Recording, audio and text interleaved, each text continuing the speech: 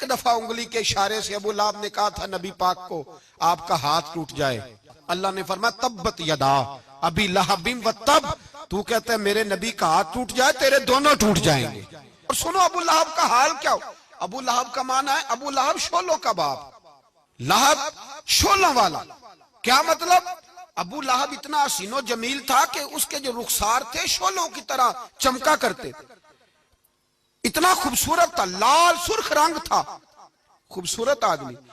عرب میں جب غربت تھی تو اس کے گھر میں اس وقت بھی 2 اینٹیں سونے کی تھی، اتنا مالدار آدمی اور سردار تھا سارے مکے کا، لیکن نبی پاک کی بے ادبی کی۔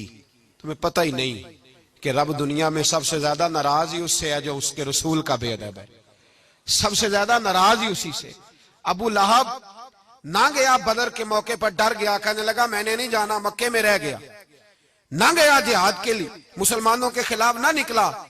لوگوں نے بڑا اس کو لان تان کیا، لیکن کہنے لگا میرے خرچے پہ 4-5 بندے لے جاؤ، میں نہیں جاؤں گا، پیچھے رہ گیا۔ لوگ کہنے لگے بچ گیا، لیکن اس کے جسم کے اندر ایسی بیماری نکلی کہ ریشے سے بھر گیا سارا وجود، ریشے۔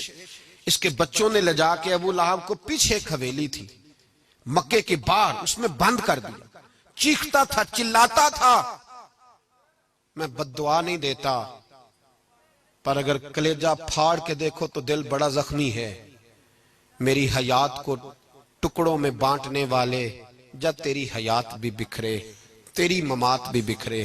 اللہ کرے اسی طرح تو بھی روئے جس طرح آج اس دھرنے میں شہید ہونے والے کی ماں روئی۔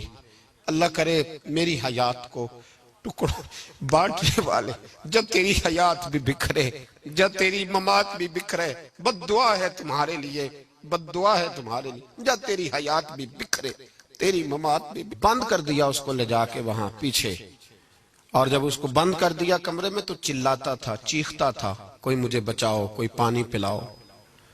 دروازہ توڑ کے باہر نکلا تو چوک میں مر گیا ابو لہب۔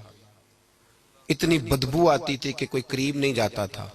چوک میں لاش پڑی تھی، یہ ہے میت کسی بے ادب کی، منہ دکھانے کے قابل نہیں، ان کے دشمن پہ لعنت خدا کی، رحم پانے کے قابل نہیں ہے۔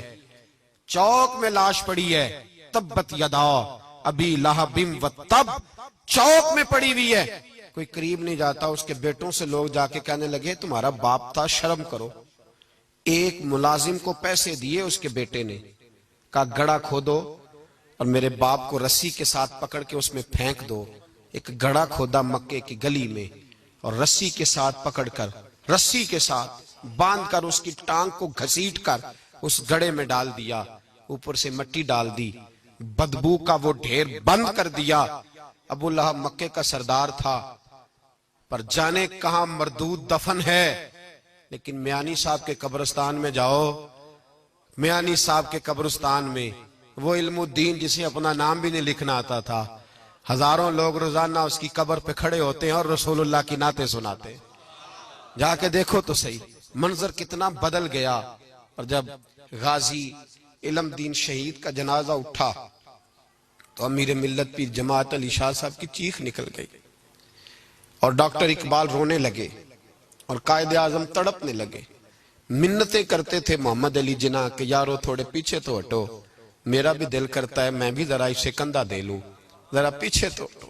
محمد علی جناح جیسے لوگ تڑپتے تھے، اور جب قبر میں اترنے کی باری آئی تو ڈاکٹر اقبال نے ہاتھ باندھے، کہنے لگا او دوستو اقبال پہ تھوڑا رحم کھاؤ، اسے میرے ہاتھوں پہ رکھو، قبر میں اتار دیتا، اسے میرے ہاتھوں قوت عشق سے ہر پست کو کر دے، دور میں اس میں محمد سے اجالا کر دے، اور کی محمد سے فاتون نے تو ہم تیرے، یہ جہاں چیز ہے کیا لوح و قلم تیرے ہیں۔